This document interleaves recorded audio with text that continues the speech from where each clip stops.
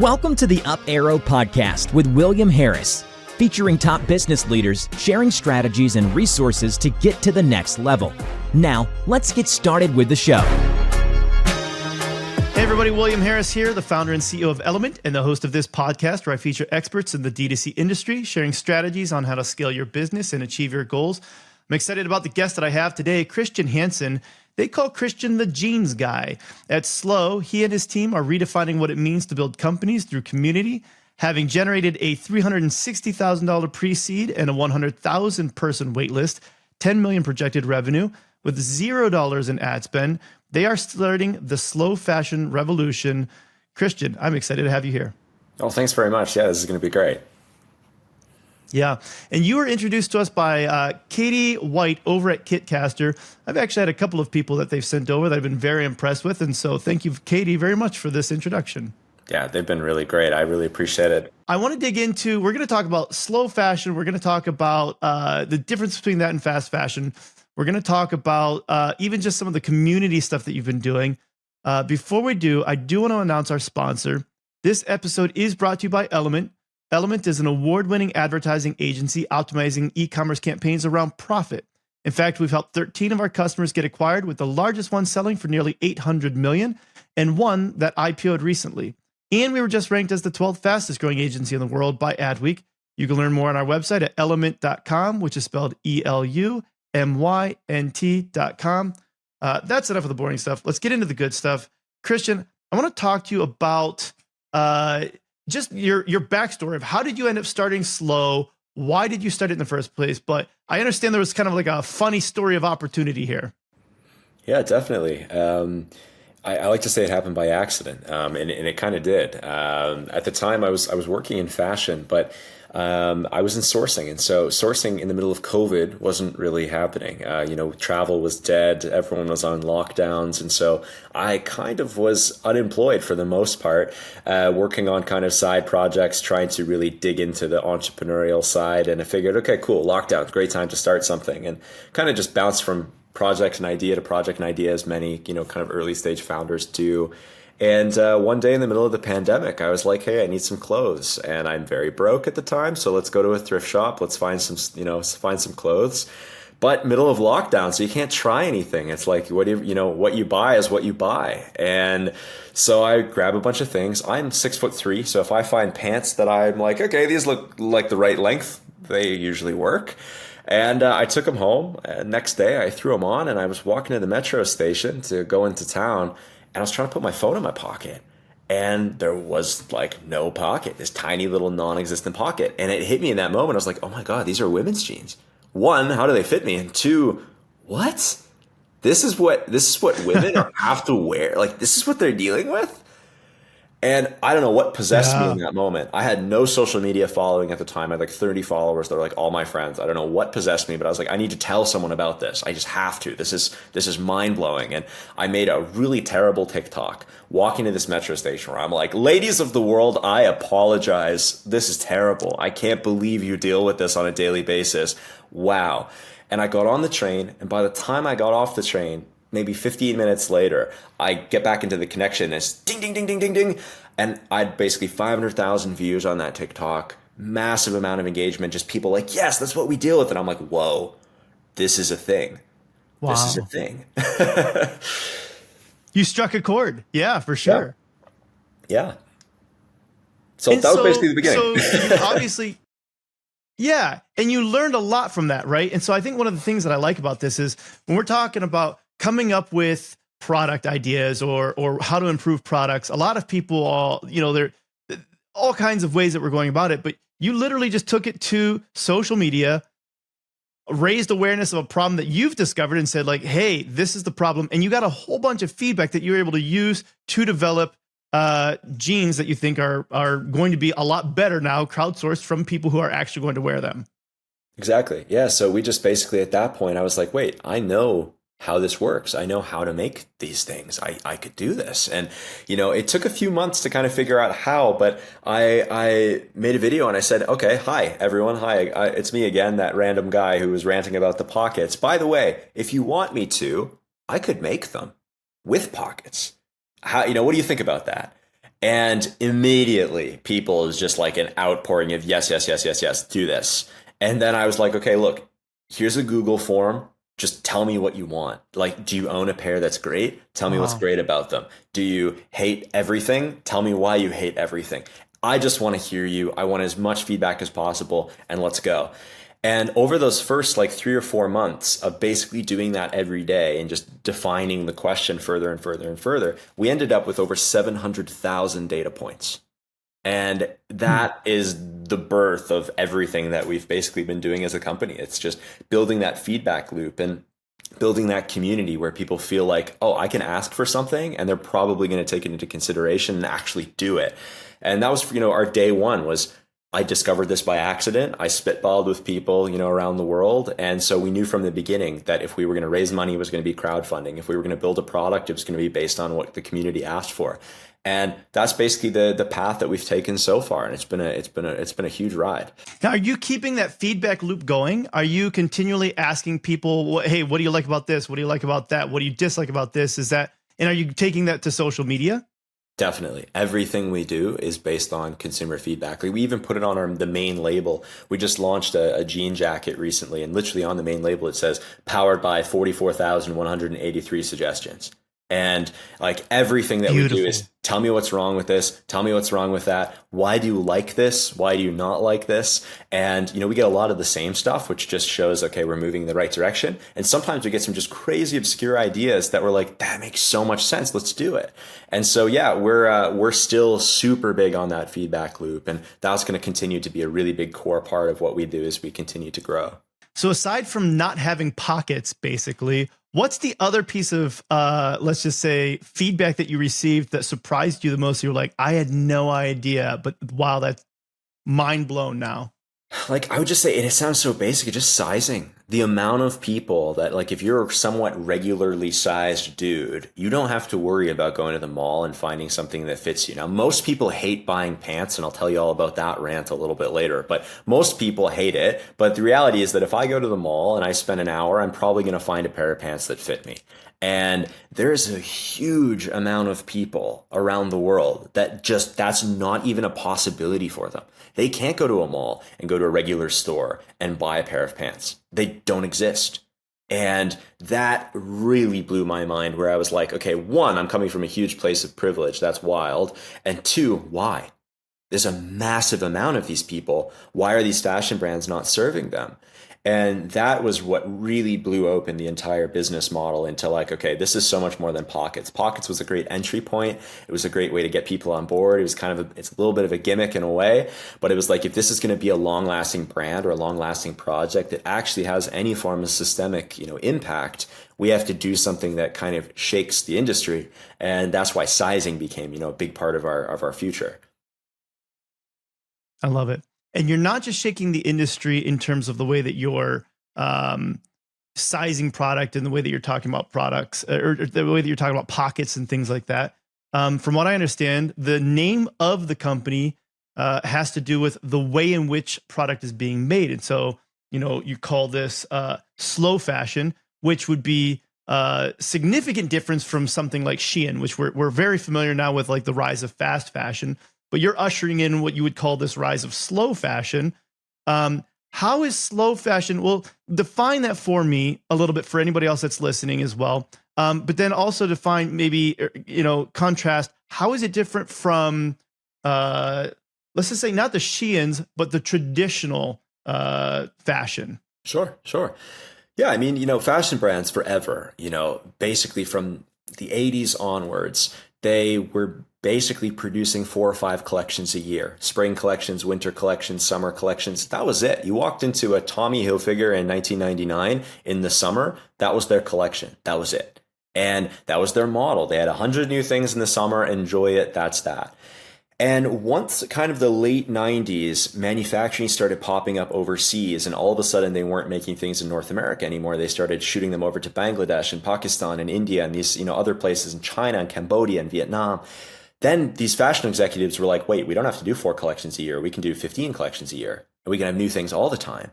And fast fashion now, like Shein and these monster companies, have just taken that to an extreme where they're producing thousands of things a day. And the idea is always more and more Hmm. and more and more and more and more. Whereas slow fashion isn't even really kind of the first version of that. It's not even really releasing a collection every, so often. It's the idea of making things for people that they've asked for, that they've ordered. So we're a made to order model. And so what we're trying to do is go back to the way that clothes were made like 100 years ago, 150 years ago, where if you wanted a suit made, you would go to your local tailor shop and you would walk in there and he would fit you and you would pick a fabric and you'd say, I like this, but I don't really like this. And you had a really big say in what was actually going to be made for you. And when you received that, that was like a for life piece. That was like a passed down through the generations type of piece. And so one of the biggest problems with fast fashion is just that massive amount of waste because the order structures are the complete opposite of that. Whereas I make one piece for one person, they guess and they go, okay, summer, we think we're going to sell 200,000 pairs of jeans. We need to have those ready. And if they don't sell 200,000 pairs of jeans, they're sitting on tens of thousands of unsold pieces that either end up in a landfill or being incinerated or just end up sitting in stores forever. And that massive amount of waste is contributing to just unbelievable environmental problems. And so really, in a nutshell, slow fashion is purposeful. It's designed to basically try and be personal, and it's slow because you're making something for someone. Whereas fast fashion, the idea is how can we make as much as possible and put as much variety into the market as possible? There's a challenge where, as consumers, there's going to be a demand for fast fashion. And I don't think that there's going to be a complete disruption from that. There's always going to be an element of people that say, I want all of the possible options. And so there's going to be an element of this. But there's also an element of people that say, I want something that is more intentional. And that's a word that I use often in life just right now, right? So I try to be intentional about what time I wake up. I'm intentional about what time I go to bed. I'm intentional about what I eat. I'm intentional about my workout. I'm intentional about life. I'm living life on purpose. And I think that's kind of when I hear you talk about this, it's like, let's design clothes on purpose, not just shotgun approach, send everything out there and see what sticks and use that. And that's fine if you're building a business. It's tough if you're talking about the environment. And so I appreciate where you're going with that. But what else is important about slow fashion? You've mentioned to me a couple of other reasons why slow fashion is an important thing that we should be focusing on. Why? I mean, one of the big things, kind of looping a little bit back into sustainability and everything kind of previously in terms of sizing, is just the reality is it's a very important thing for people to have clothes that fit them and that make them feel good about themselves. And when you have a huge section of the market that don't fit into standardized size sets, because the fast fashion model only works on standardization and on mass standardization. Whereas, in the past, they would have 15 different sizes for a pair of pants. They're now pushing it to 9. And where they would have 3 different lengths, they're now pushing it to 1. And the goal for them is how can we get as many people into this size set as possible? The goal for us is the opposite. How can we make this size set as vast as possible so we can get that fit as close to that, tailored fit as you would originally have? And that's really important for people, for their confidence, for who they are, and for the longevity of the garment, because clothes that don't fit well don't last. And clothes that don't fit well sometimes don't even get worn to begin with. They end up being purchased, they sit in a closet, and they sit there forever. And so fit is such a huge part of fashion and a huge part of consumer fashion. And so that's probably one of like our core, traits right now that we're trying to work on, is like the best fitting pair of pants on earth. And that's like our main commandment right now. I love that. I won't pretend that product is my forte. Advertising is my forte, right? So if I misquote something, you can correct me. I remember, I want to say it was maybe Gap a couple years ago, maybe 2 years ago, that did something where they were really including a lot more sizes in the stuff that they were producing. And it backfired pretty well on them. They ended up having too much of the wrong sizes for people. How, that can create almost the exact problem that you're trying to solve from economic standpoint, not economic standpoint, but from a global standpoint. How do you go about making sure that you're getting the right amount of these sizes in order to make sure that you're not creating more pollution, things like that? Because we only produce what's purchased. So, we don't hold any stock. And so as a result, that very obscure size that maybe's never been ordered before, it doesn't matter. I've got the pattern ready. I have the material ready. We already know how to make it. When that order comes through, I start making it. And so we don't ever actually have to worry about deciding ahead of time, okay, we need to hold this amount and this amount. We hold some things at various stages of production. Like we have 3 or 4 sizes that, just based on the average size human being, is the most popular range. So if we get an order for one of them, sometimes we'll cut 2 of them or things like that and kind of keep things, moving for efficiency's sake. But we don't hold any massive amount of stock for that reason. And it's exactly that. And it's the reason why fast fashion companies can't run a slow fashion system, because it would rely on them having hundreds of thousands of unsold garments at any time. And that's really dangerous. Yeah, no, that's interesting. One of the other things you talked to me about when we were talking before, in the importance of slow fashion and why we need to at least become aware of this and those who can adopt it, is moving beyond even just efficiencies and things like that, but the human side of this. Take me through what you mean by that.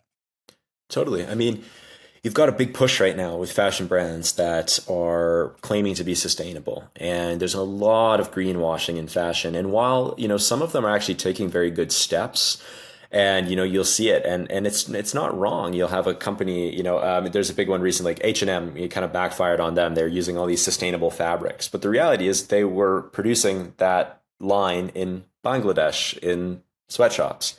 And so that's not sustainable. That's not sustainability around, the entire circle of what actually needs to encompass a sustainable garment. And so for us, human capital is so important, because we don't think about how much goes into a pair of pants. Believe me, until you produce a pair of pants, you don't know how much goes into it. It is so complicated. It seems so easy, but there's about 30 or 40 steps to really create anything in fashion.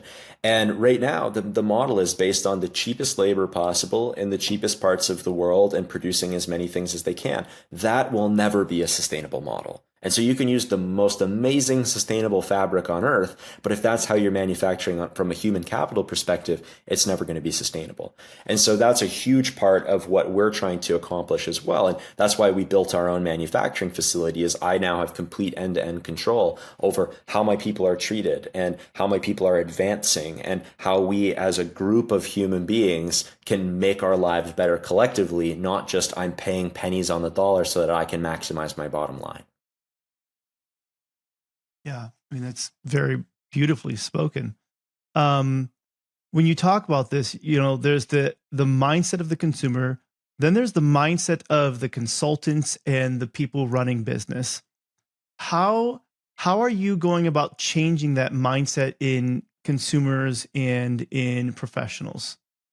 Sure. Yeah. I mean, you brought up a great point before. I mean, you can't eliminate fast fashion. At the end of the day, there's always going to be a need for things quickly, and there's always things that they don't need to be made in a slow fashion way.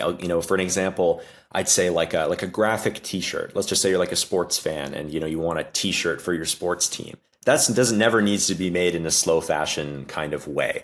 And you want it fast, you want to go and see a game, you want to go into the store and you want to buy that. I get it. And there's always going to be those things in people's closets.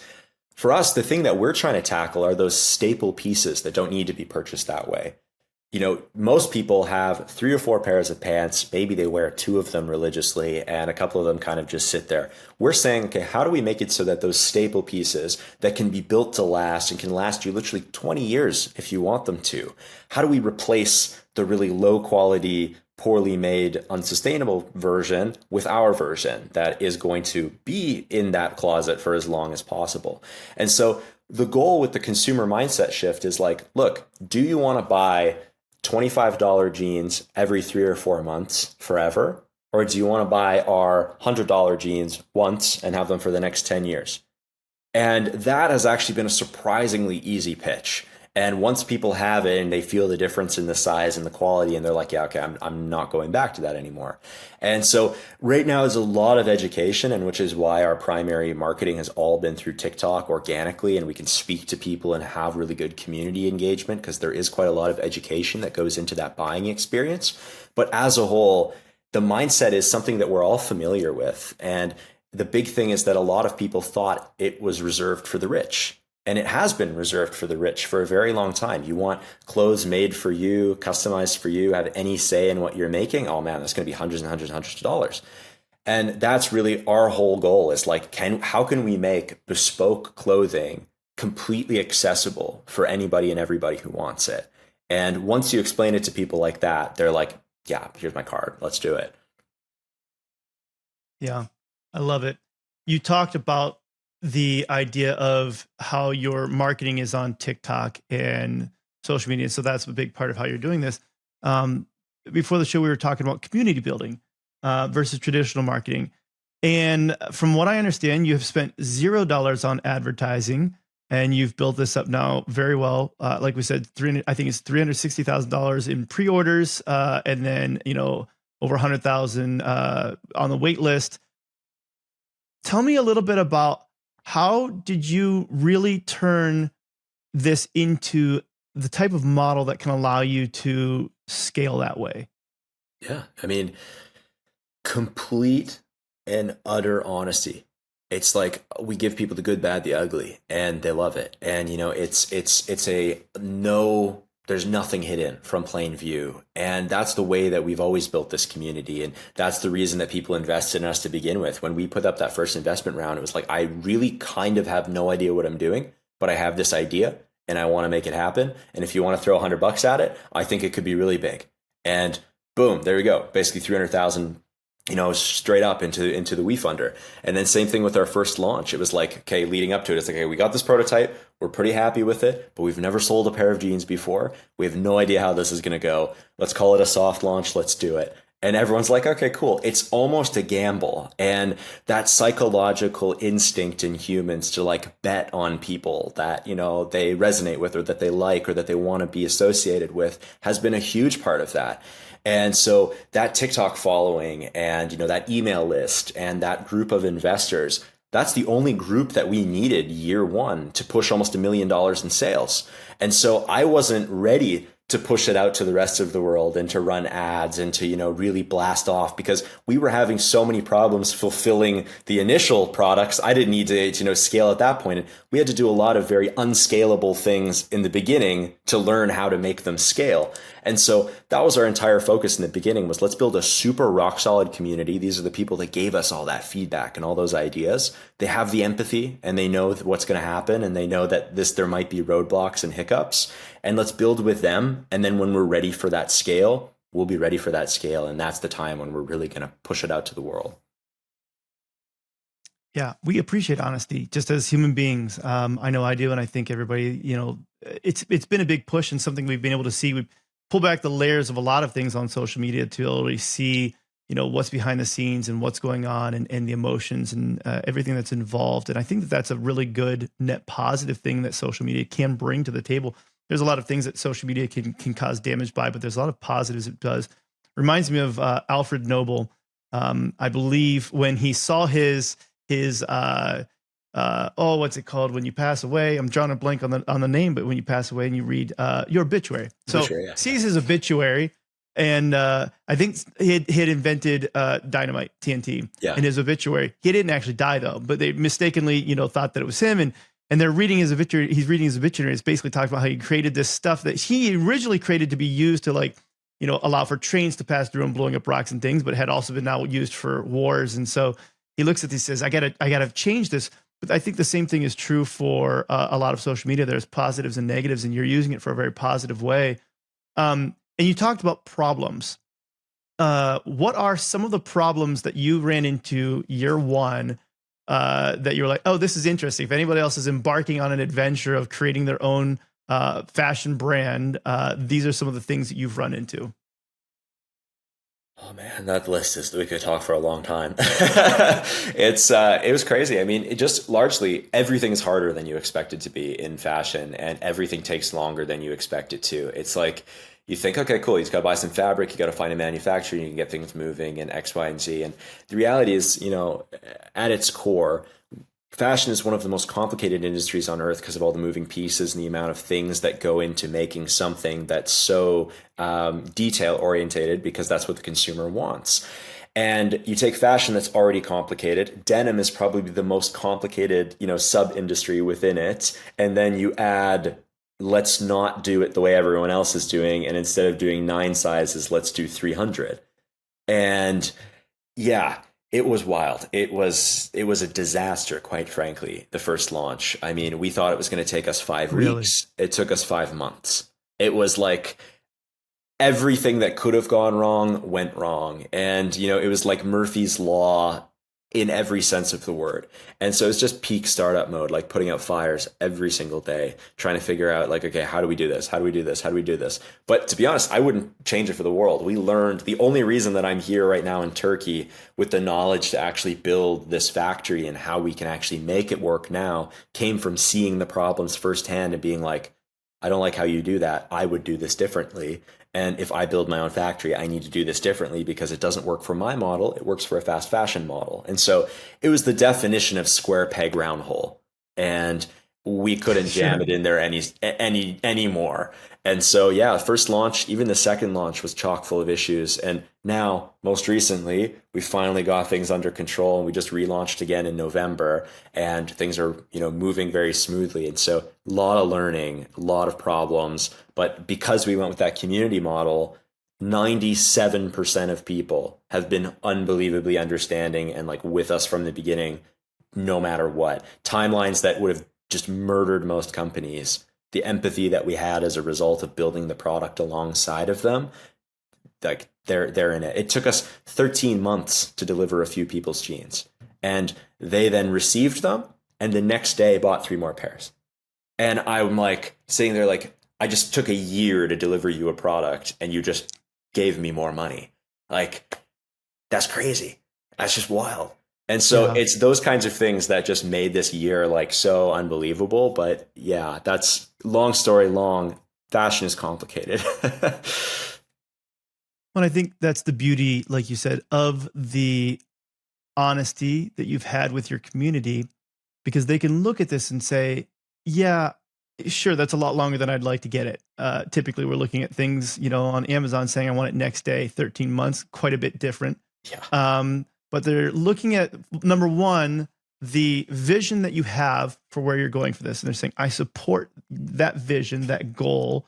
And you've been honest along the way. So you've gained my trust. And I think there's a lot that other brands can learn from you, because there's a lot of times where we're not that brand loyal, just as general, right? There's a lot of brands where we're saying, I don't care about whether it's this brand or this brand. I want it faster. I want it cheaper. I want it more fashionable. I want it whatever.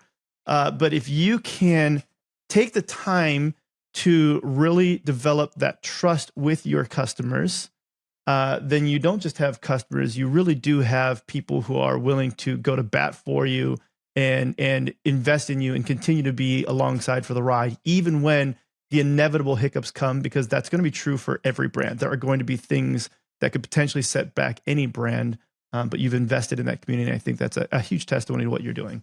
Oh, thank you. Yeah, no, it's been unbelievable to see that side of humans, which is like really made it so worth it. Again, the 3% of those people were furious and said some horrible things, and I still hear their voices in my head before I go to sleep at night, and that's to be expected.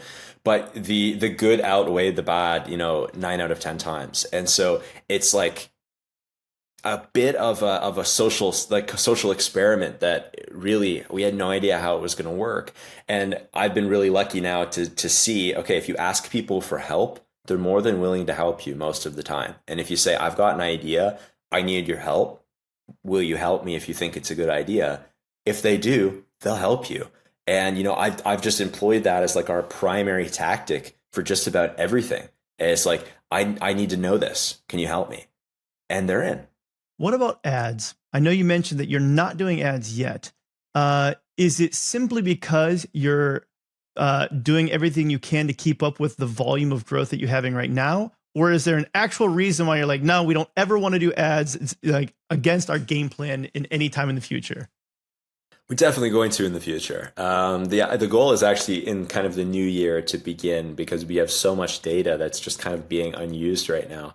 But it was just really we're selling out organically. and our customer acquisition cost is zero. So there's kind of no point. There was no point in doing retargeting ads or no point in doing a Google ad or trying to get more people on the site when we would set a target and we'd be like, okay, we want to sell 3,000 pairs tomorrow's launch. And, we're setting like a $300,000 goal. And then we would open the site and 6 hours later we were sold out. And so it got to the point where we couldn't keep up with the organic orders. We were never going to, then go and invest in ads. And so now that we're in a position where we own the supply chain and we're pretty much vertical, now we need those orders. And now we're actually getting to the point where it's like, okay, getting the organic orders is now just starting to get a little bit harder. And we're just kind of falling short of the targets organically. Now we want to begin supplementing with the paid side. And so I also wanted to figure out what those numbers looked like in terms of how we could blend a paid acquisition strategy with an organic strategy to kind of figure out what that blended customer acquisition cost would look like. And then we could really use that in our modeling and, the big goal of trying to keep it as affordable as possible. It's very hard to keep fashion products affordable when, customer acquisition costs are north of $50 for, a lot of brands. However, if you can do it in a blended way and you're still acquiring more than half of your monthly goal organically, and you're still spending that $50, well, now you're meeting in the middle, somewhere around 25, we can budget things like that. And so I wanted to take as much time as possible to really truly understand the organic numbers and the organic growth. And now I'm really comfortable with that foundation. So it's time to, flip the switch. Yeah, it sounds like you're thinking about things the right way, and I like to hear that. I want to dig into the personal side of who you are. Before I do, is there any other concept about slow fashion or sustainability that we didn't talk about yet that you want to make sure that we address with everybody? I think for the most part, we've got it covered. I think as a whole, it just in kind of summary, the big thing that I've really been trying to lean towards, especially from a fashion perspective, and especially this comes from a place of some privilege too, of being able to afford some of these pieces. And fast fashion does largely serve a demographic that is not looking to buy $100 pair of jeans, and that also is okay. But the big thing really is that a lot of people don't think about it. If you have the money and you like something, like you like a pair of jeans, I would encourage you to go and look in stores that you would normally be like, no way, that's going to be too expensive. Because actually, normally you'd be surprised at how you can still find deals from some of these great brands. Even designer brands will have fantastic deals. And the quality of that product over time, like if you just broke it down to the amount of wears versus, say you buy a pair of jeans at Zara can still run for $70, you could maybe get 12 or 15 wears out of those before they start to break down. You're maybe at like $5 a wear. Whereas if you're going to go and buy a really, really great high-end $300, $400 pair of jeans, you could literally maybe end up wearing those jeans 200 or 300 times. And that overall kind of idea is what I really encourage people who look at their closet and they're like, I don't wear 90% of it. Awesome. Bring it to a thrift shop and replace those staple pieces with really, really great pieces that are going to last you a long time, and you'll see the difference, and then you're hooked. You're like, okay, I don't want to ever buy the cheap stuff ever again. And so that's something that I'm really working on myself, and I would really encourage people if they're in a position to do so. Oh, that's good. I like that a lot. Let's talk a little bit about who is Kristian Hansen. Tell me about your childhood. What has shaped to make you who you are today? That's a great question.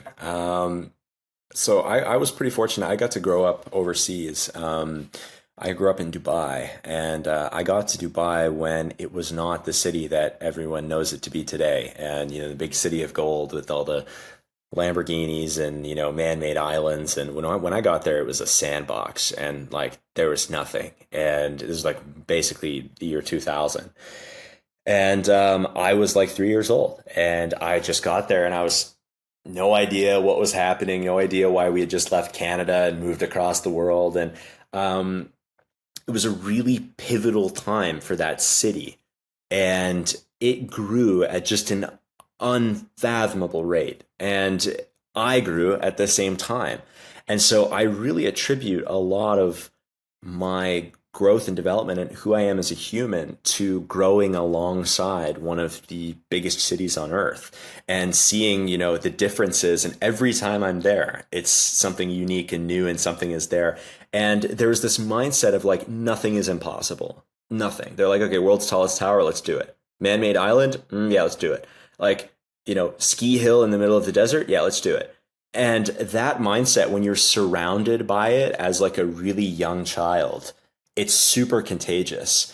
And, my parents did a really great job of like kind of teaching us about that. And my dad is a pilot, so I got to travel a lot and see a lot of parts of the world. And so, my upbringing, I think, really allows me to be who I am as an entrepreneur and really use kind of a world perspective and be able to come to a place like Turkey where I don't speak the language and I'm living in the middle of nowhere and, renovate a factory and build a factory and I don't know what's going on, but you just do it because you get you get comfortable with being uncomfortable.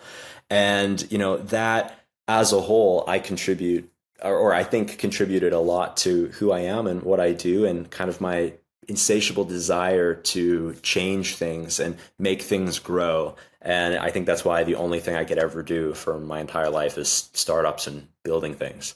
So we were talking about this for fun. I love languages as well. So Dubai, you speak a little Arabic. You said you speak some French from growing up in Quebec, or did I get that wrong? I live I'm kind of between places. I'm in Montreal for the most part right now, so I'm in Quebec. Okay, yeah. Montreal, yeah, and Italian and Spanish, and so there's a lot of different languages. And I'm right there with you. You probably speak them better than I do, but I think it's late for you, so I'd say maybe Masat al Khair, right? Yeah, there you go. I love bumping into people that just like little bits of languages because it's so funny when you can just even like, here I'm in Turkey and my Turkish is terrible. It's really bad. I need to get much better at it. But I get such a kick out of like, and the people around me get such a kick out of like the 10 phrases that I know. And, you can use it as such a way to break bread with people. And, they just, the effort, even if it's terrible, even if the pronunciation, they just laugh and immediately you're closer to them. And this thing that's supposed 100%. to divide us, like brings us together immediately. And I love that about the world. I'm right there with you. There for a while, I would practice writing Arabic with my left hand, English with my right hand, and speaking German at the same time. And it was just that idea where it's like I wanted to be able to do like all three at once and just challenge my brain to do different things. But I think my love for language was exactly like what you were saying. I was talking to my girls. I've got 3 girls, and I want to say it was maybe 5th grade. I had rented every single book from the school library about Japanese, right? Okay. It's like that's how big of a nerd I was, but it was like trying to learn as much as I could back then, and we didn't have the online stuff to learn it, so I was renting books from the library to learn it. But it was just that idea. It's like every little phrase that I could learn allowed me to bridge a gap with somebody else, and not just those types of languages, but the language of music, the language of math. There's so many different languages that I think the more of those that we have the ability to learn, to your point, it brings us closer together, which is really a beautiful thing. I agree. And I think now more than ever with the internet, we're also seeing that things that we traditionally, I don't think would consider a language is now being brought front and center, like even just programming languages and the language of even things into work. Like, I feel like previously I didn't speak marketing. I didn't speak project management. There are these like nuanced languages within the English language that over time and previously, unless you were working in that industry, you would never hear it. You would never see it. You would never do anything. And now with social media and with all the content that is out there all the time, you can be scrolling through something and all of a sudden it's like, a day in the life of a programmer at Apple. And it's like, I want to know what's going on here. And they're speaking a language they don't even completely know. And it's like, wow, there are people that wake up every day and do a thing that I know nothing about. And I love that. That fascinates me. That's beautiful. What about books and podcasts? When I asked you about this question, you said that you're reading 2 to 3 a week, which is just blazingly fast. What books are you reading and why are you reading them that fast? So to be honest, it's this little trick that I learned a few years ago that it sounds way more kind of impressive than it is, but I read them at the same time. And so what I try and do is I buy 3 books on the same subject. And so if I go to like the business section, and like right now I'm reading 3 books about like growth, because we're about to kind of enter a growth stage. And so I'm trying to kind of train myself to be maybe eventually our head of growth instead of working on everything else. And so, I'm reading a great one called Growth IQ right now from one of the VPs of Salesforce, and a fantastic book. But then I look for another one that maybe even has a competing, idea on something. And as a whole, I'll just open it up and I'll read the first chapter, and then I'll go to the other book and I'll see if there's any chapter that's anything close to the chapter that I just read, and then I'll read that perspective, and then I'll grab the third one and I'll look for anything that makes sense, and I'll read that one. And so, meanwhile, by the end of it, I'm ending my night reading maybe 1 or 2 chapters of each of them. But by the end of the week, I'm through all 3 of them. And now I've got 3 completely vastly different perspectives on a topic. And it's completely changed the way that I learn, and the amount of information that I can learn, and the relevance of those little things, because I used to just do one at a time, and you just forget those little pieces here and there, but it really irons them in when you can see 2 perspectives at once. It's very interesting. I haven't heard that before. I really like that idea a lot. Is there a book that stands out of all of the books you've read so far that you're like, this is probably the one book? If I was going to tell somebody they need to read one book, this is the one. From a startup perspective, I would say 0 to 1, Peter Thiel. I think that book to me is so, it takes such a complicated thing and makes it so simple that even people who don't want to be a founder would read it and be like, wow, I actually kind of understand now how these companies work, and like how these companies are born, and like how as a whole our society that is run by companies that at one point Apple was a startup, Microsoft was a startup.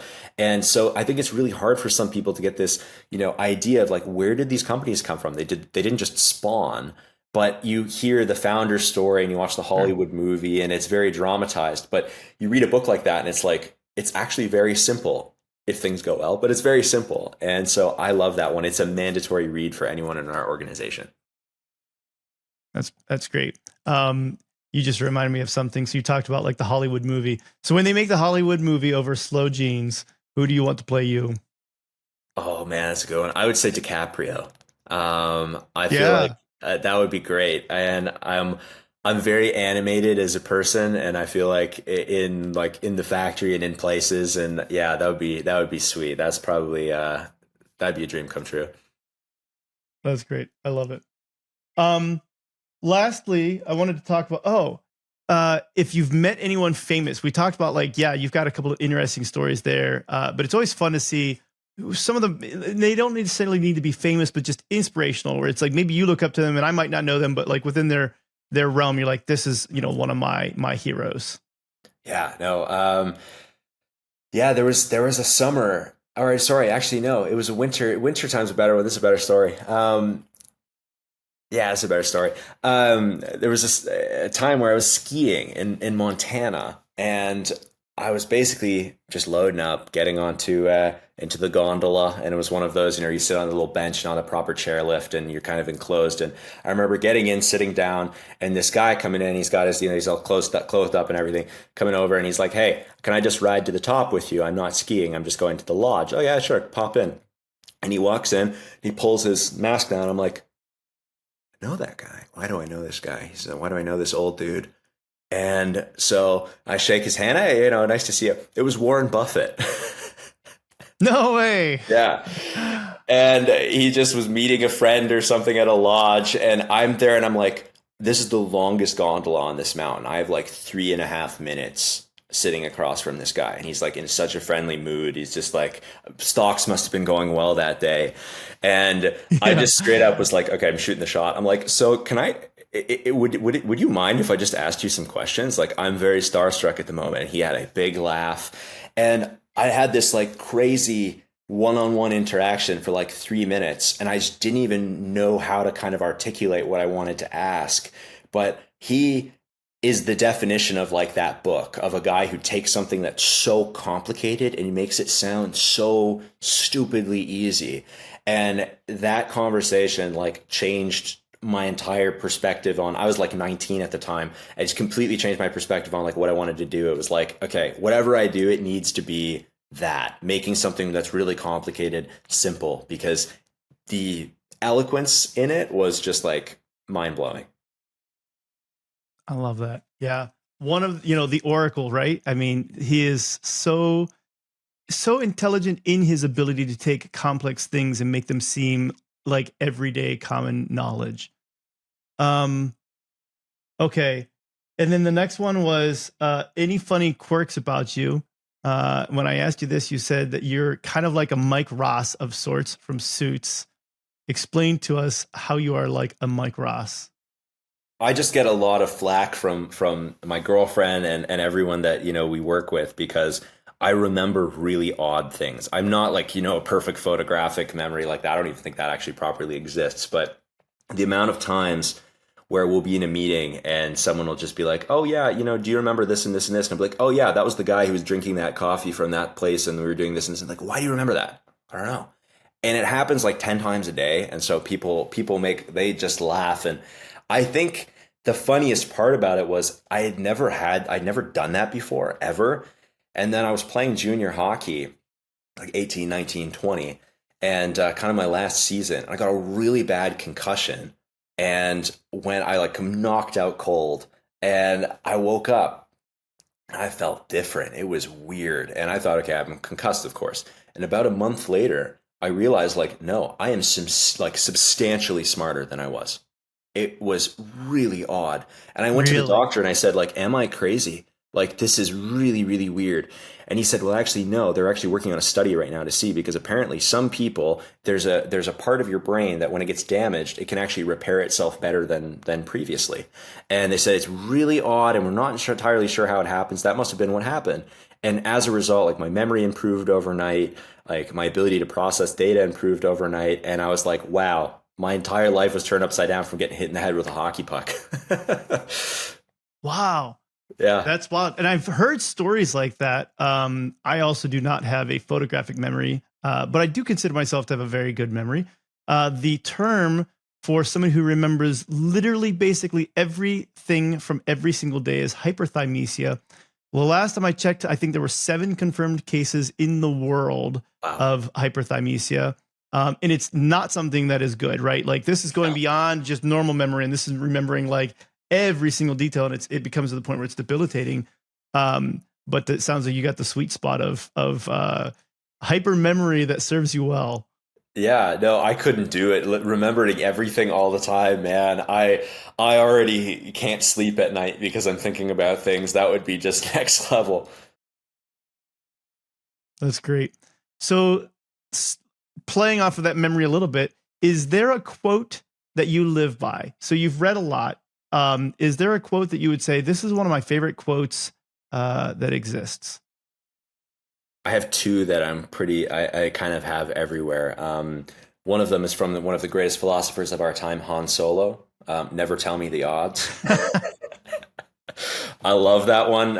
When you're just building, and the reality is that probability is not ever going to be in your favor.